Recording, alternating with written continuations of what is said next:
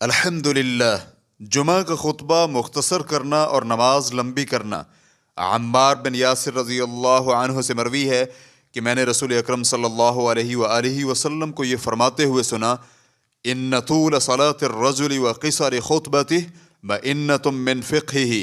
آدمی کی نماز لمبی اور مختصر خطبہ اس کی فقاہت کی نشانی ہے۔ حاصل کلام، اس حدیث میں خطیب کی عقل مندی کی علامت یہ بیان ہوئی ہے کہ اس کی نماز لمبی اور خطبہ چھوٹا ہوتا ہے۔